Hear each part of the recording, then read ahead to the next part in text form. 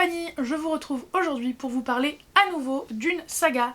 Et ici, on parle de La Grande Aventure de Happy, aux éditions Nobinobi de Kenshiro Sakamoto, inspiré d'Hiro Mashima. Pour le synopsis, je vous rappelle qu'on suit Happy, qui d'habitude est avec, j'allais dire Naruto, mon dieu, tout va bien, c'est la première même syllabe, ok, qui est avec Natsu dans Fairy Tail, c'est une guilde de magie, blablabla. Bla bla.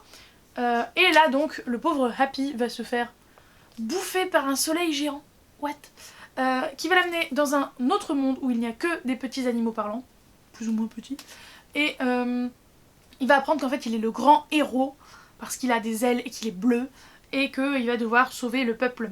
Voilà, et je ne vous en dirai pas plus. C'est tout mignon. Il se passe plein de petites aventures avec Happy. Moi, Happy, je vais pas mentir, mis à part ses ailes dans Fairy Tail, je me suis toujours dit qu'il servait pas à grand chose. Et ben, cette série est là pour nous démontrer le contraire. Alors, on va pas dire non plus que c'est le plus valeureux guerrier et mage de tout Fairy Tail, non. Mais ça nous montre ici son intérêt. On rencontre plein de personnages super attachants, super mignons. Il y a une vraie morale que j'aime bien, que je trouve jolie. Enfin, un peu basique, mais que j'apprécie quand même. Et il y a vraiment des personnages attachants.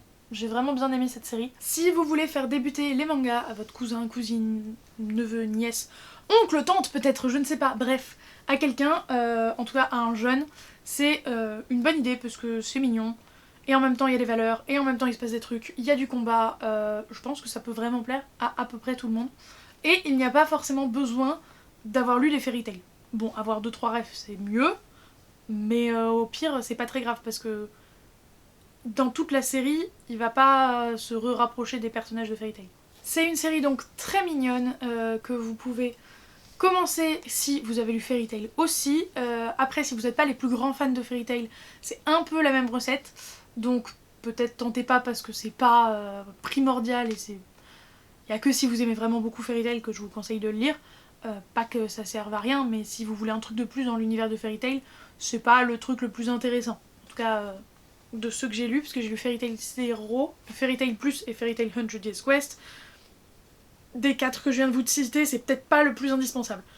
Mais c'est une série sympa, c'est fini en 8 tomes, c'est mignon, il y a quand même le temps de faire 2-3 arcs narratifs, donc c'est plutôt pas mal, mais tous les arcs narratifs sont liés et mènent bien à la finalité des 8 tomes. Et pas juste une succession d'arcs narratifs qui sont des aventures indépendantes. Je sais pas si je suis très très claire dans mon propos. En bref, c'est une série que j'ai bien aimée, que je pense pas me relire tous les 4 matins, mais que je vais garder parce que j'ai un attachement émotionnel à Fairy Tail un petit peu abusé. Bref, j'ai bien aimé, c'était sympa. Pour les jeunes, tentez votre chance si vous ne lisez pas encore de manga. Mais j'imagine bien que vous n'êtes pas jusque là dans la vidéo si ça vous intéresse pas un minimum. Je sais bien que vous ne pouvez pas mettre un emoji de chat bleu, ce n'est pas possible. Donc je vous invite à mettre soit un chat, soit des ailes, parce qu'il a des ailes Happy, soit un truc bleu. Voilà, vous avez des options qui s'offrent à vous, ok? Je vous donne des possibilités, messieurs, dames. Faites-en bon usage. Sur ce, n'oubliez pas de mettre un petit pouce en l'air et un commentaire. Moi je vous dis à la prochaine. Ciao!